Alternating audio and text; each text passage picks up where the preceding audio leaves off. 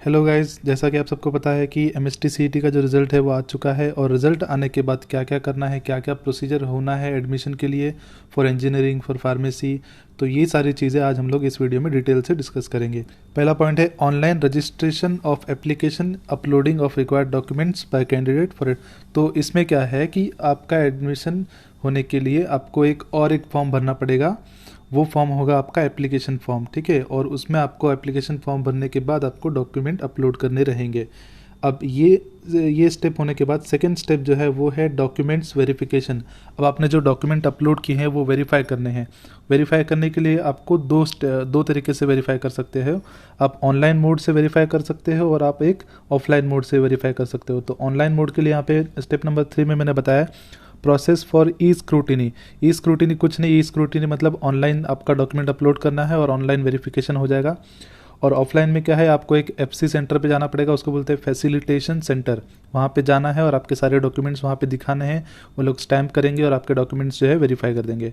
तो दो तरीके के डॉक्यूमेंट वेरिफिकेशन हो गया, एक हो गया ऑनलाइन और एक हो गया ऑफलाइन। ऑनलाइन में क्या है, आप लोग डॉक्यूमेंट अपलोड करोगे, अपलोड करने के बाद वो लोग डॉक्यूमेंट चेक करेंगे। चेक करने के बाद अगर डॉक्यूमेंट्स में कुछ मिस्टेक है तो वो लोग आपका फॉर्म रिजेक्ट कर देंगे। फिर आपको वापस से डॉक्यूमेंट्स अपलोड करने हैं, जो भी डॉक्यूमेंट आपने गलत डाले हैं वो अपलोड करने, फिर वापस से आपको फॉर्म भेजना है।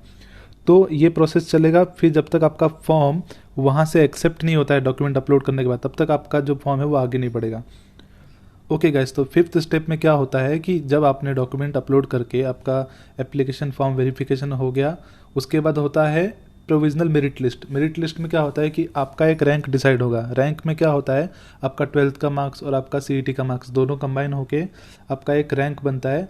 रैंक इन द सेंस आप जितने लोगों ने अप्लाई किया है एडमिशन के लिए उन सब के बीच में आपका क्या पोजीशन है वो आपको बताया जाएगा। तो ये होता है 1 to, जैसे कि फॉर एग्जांपल 10,000 लोगों ने अप्लाई किया तो 1 to 10,000 में आपकी पोजीशन क्या है, आपकी स्थिति क्या है, वो आपको बताएंगे। ये हो गया प्रोविजनल। अब प्रोविजनल मतलब क्या होगा कि ये ड्राफ्ट टाइप है। इसके बाद एक हम लोगों को कुछ करेक्शन है तो वो करेक्शन करने मिलेगा, उसके बाद जो है फाइनल आएगा। तो ऑफकोर्स पांचवा स्टेप के बाद छठा स्टेप है कि सबमिशन ऑफ ग्रीवियंसेस। मतलब आपका जो रैंक आएगा फिफ्थ स्टेप में, अगर वो रैंक से आप खुश नहीं है, आप खुश नहीं है मतलब अगर आपको उसमें कुछ गड़बड़ लगता है, कुछ प्रॉब्लम लगता है, प्रॉब्लम मतलब कुछ डॉक्यूमेंट में मिस्टेक लगता है या कुछ तो ऐसा लगता है, तो उस केस में आप क्या कर सकते हो, आप वो ग्रीवियंस को अप्लाई कर सकते हो, ग्रीवियंस सबमिट कर सकते हो। उसके लिए आपको रिलेवेंट डॉक्यूमेंट लगाने पड़ेंगे। फॉर एग्जाम्पल आपका कहीं जगह पे स्कोर गलत दिखा डाल दिया लोगों ने, तो आपको बताना है कि यहाँ पे मेरा स्कोर गलत है। उसके लिए आपको लॉगिन करना पड़ेगा आपके एप्लीकेशन फॉर्म में, फिर आपको उसका डॉक्यूमेंट अपलोड करके वापस से उसको कंफर्म करना रहेगा। तो ये सब करने के बाद आपका जो 7th स्टेप है वो है फाइनल मेरिट लिस्ट का। फाइनल मेरिट लिस्ट में क्या होगा कि आपका रैंक आएगा, वो कम भी हो सकता है, ज़्यादा भी हो सकता है, क्योंकि कुछ लोगों ने ग्रीवियंस डाला होगा तो किसी का बढ़ा होगा, किसी का घटा होगा। तो उस हिसाब से जो है फाइनल मेरिट लिस्ट आती है, उसमें ज़्यादा कुछ चेंज नहीं होता है, लेकिन थोड़ा मोड़ा कम ज़्यादा हो जाता है रैंक।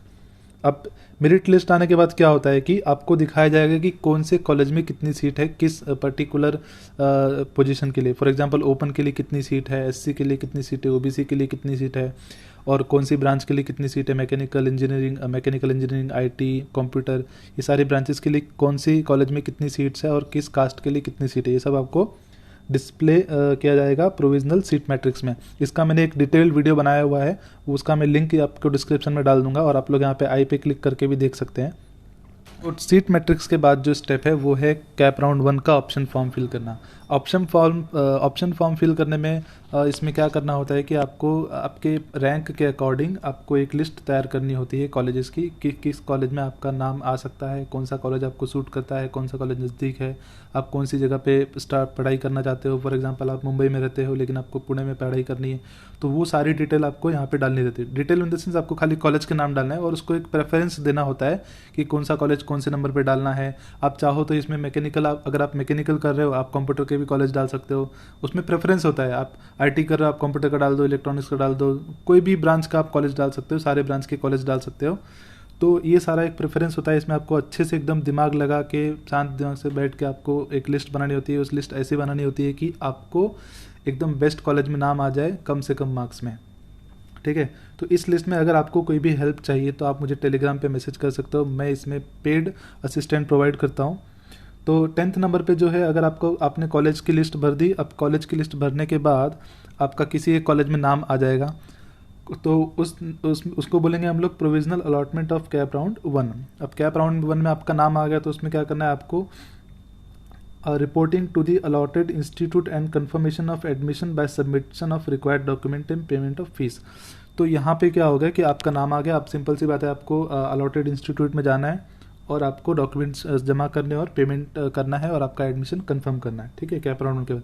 अब उन लोगों के लिए जिनका कैप राउंड 1 में नाम नहीं आया, उन लोगों को क्या करना है, कैप राउंड 2 के लिए वेट करना है, डिस्प्ले ऑफ प्रोविजनल अलर्ट। अब कैप राउंड 2 के लिए वेट करेंगे तो हम लोग को ये भी तो पता चलना चाहिए ना कि कैप राउंड 2 के लिए कौन कौन से कॉलेज में कितनी सीट बाकी है, तो उसके हिसाब से हम वापस लिस्ट बनाएंगे अपनी, सही बात है। तो यहाँ पे हो जाएगा display of provisional vacant seats for cap round 2। अब 13 नंबर पे आता है submission and online confirmation of option form cap round 2। अब कैप राउंड 2 का यहाँ पे हमको ऑप्शन फॉर्म भरना है। जिन लोगों का कैप राउंड 1 में एडमिशन हो गया वो लोग तो यहाँ से आउट हो गए। अब जिन लोगों का कैप राउंड 1 में एडमिशन नहीं हुआ वो लोग क्या करेंगे, कैप राउंड 2 का ऑप्शन फॉर्म भरेंगे। सेम प्रोसीजर यहाँ पे भी होगा, कॉलेज का लिस्ट आपको बनाना है, उसको प्रेफरेंस देना है, आपका प्रेफरेंस कौन सी ब्रांच को लेके है, लाइक आपका प्रेफरेंस अगर मैकेनिकल को लेके है तो आप मैकेनिकल के कॉलेजेस को पहले डालेंगे, फिर कंप्यूटर के कॉलेजेस को बाद में डालना है, ऐसे करके आपको एक लिस्ट बनानी है। फिर अगेन आपका प्रोविजनल मेरिट अलॉटमेंट आएगा कैप राउंड 2 का। फिर कैप राउंड 2 का अलॉटमेंट आने के बाद आपको क्या उस इंस्टीट्यूट में जाना है और आपका एडमिशन कंफर्म करना है। फिर क्या करना है, ये एडमिशन कंफर्म करके आपको डॉक्यूमेंट्स अपलोड सारे जमा करने हैं और फीस भरना है।